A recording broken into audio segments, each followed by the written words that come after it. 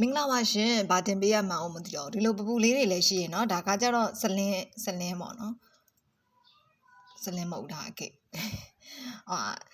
တွင်ထွက်အစ်စ်ပါပဲเนาะအမကတော့တွင်ထွက်အစ်စ်ကိုပဲရောင်းပါတယ်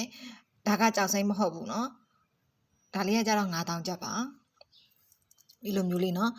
ဥတိဘွားရုပ်ကဥတိဘွားပုံတော်ကကြတော့ဆွဲလို့ရပါမယ်သူတို့အယူအဆတွေပေါ့เนาะမိန်းကလေးဆိုရင်ဥတိဘွားပုံတော်ယောက်ျားလေးဆိုရင်ကွယ်မယ်တော့ပုံတော်ဆိုပြီးတော့အဲ့လိုလဲအယူအဆတွေရှိပါတယ်เนาะအမတို့ရှိမှာတော့လေအများကြီးရှိတယ်ဒီဥတိဘွားပုံတော်ဆိုလဲဥတိဘွားပုံတော်တွေမှာလေကြောက်စိမ့်ကိုသေးတာကြီးတာအဲ့လိုပုံစံမျိုးလေးတွေအများကြီးရှိပါတယ်ဒီညမှာတော့မရှိဘူးဒီလိုကွယ်မယ်တော့ပုံတော်ဆိုလဲကွယ်မယ်တော့ကိုဒီမှာစက်ကပ်ပါတာတွေလည်းရှိတယ်ဒီလိုမျိုးပေါ့เนาะပုံတော့လက်ရလလလေးတွေစက်ကပ်မပါတာတွေလည်းရှိရယ်เนาะအဲ့လိုတွေလည်းရှိရယ်ဈေးနှုန်းကတော့အမျိုးမျိုးပေါ့เนาะပပူးနဲ့ပတ်သက်တယ်ဆိုရင်ဒီမှာလင်စီလေးတွေလည်းရှိရယ်ဒီလိုလင်စီလေးလင်စီလေးတွေတို့ဘာလို့အဲ့လိုပပူးသေးသေးလေးတွေကိုအမတခါတည်းဆွဲကြိုးနဲ့ဆွဲပြီးတော့တွဲပြပေးဖို့တော့အစီအစဉ်ရှိတယ်မလုပ်ရသေးတာပေါ့เนาะဒီလိုပပူးကတော့မျိုးစုံရှိတယ်ဒီလိုအသီးလေးတွေတို့ငါးလေးတွေတို့သူ့အထိပ္ပယ်မျိုးစုံရှိတာပေါ့เนาะတကယ်လို့ဒီလိုပပူးလေးတွေလည်းဆွဲသီးနဲ့ဆွဲသီးနဲ့ဆွဲခြင်းနဲ့ဆိုရင်ဒါမျိုးလေးတွေဆိုရင်တော့ရွှေကျုံးနဲ့ဆွဲလို့ရတယ်သေးလေးတွေပေါ့เนาะဒီလိုအကြီးတွေဒီလောက်နည်းနည်းဝိတ်ပါတဲ့ဟာဆိုရင်တော့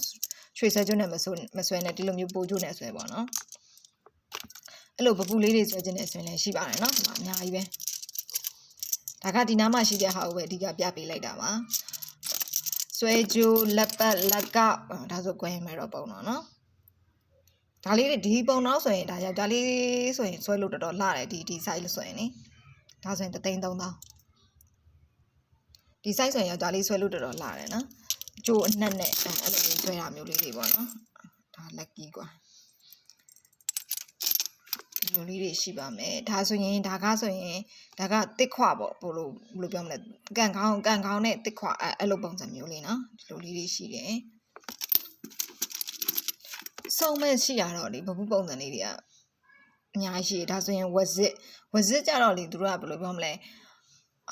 တစ်ဖြောင်နဲ့သွားတယ်ပြီးတော့အမြဲတမ်းတိုးတက်နေတယ်ဆိုတဲ့ပုံစံမျိုးပေါ့နော်အဲ့လိုမျိုးအခက်အခဲကိုရင်ဆိုင်ပြီးတော့တိုးတက်ပြီးတော့တစ်ဖြောင်နဲ့သွားတယ်ပညာရေးအတွက်လည်းအားကောင်းတယ်အဲ့လိုမျိုးတွေနဲ့ဆောင်ရတာပေါ့နော်ပြီးတော့အကြောင်းတက်နေတဲ့ကလေးတွေတို့ဘာလို့အဲ့လိုပညာသင်သားတို့ဘာလို့ဆိုရင်အဲ့လိုမျိုးဝက်စစ်ပုံစံဝါးပင်ပုံစံအဲ့လိုမျိုးတွေမှာသူတို့အဆောင်အနေနဲ့ထားပေးကြတာပေါ့နော်ဒါဆိုရင်ဘူးတီပုံအဲ့လိုဘဘူးလေးတွေရတာအများကြီးရှိတယ်တကယ်လို့ကိုသိကျင်တဲ့ဘဘူးရဲ့အကြောင်းအရာပေါ့နော်အတိတ်ပဲလေးတွေသိကျင်တာပဲဖြစ်ဖြစ်ဘာပုံရှိလားအဲ့လိုမေးတာပဲဖြစ်ဖြစ်ရတယ်မေးလို့လည်းရတယ်အကြောင်းအရာလေးတွေအတိတ်ပဲလေးတွေသိကျင်နေဆိုရင်လည်းအမရဲ့ဒီ comment မှာမှန်ခဲ့ပြီးပါเนาะအမရှာဖွေပြီးတော့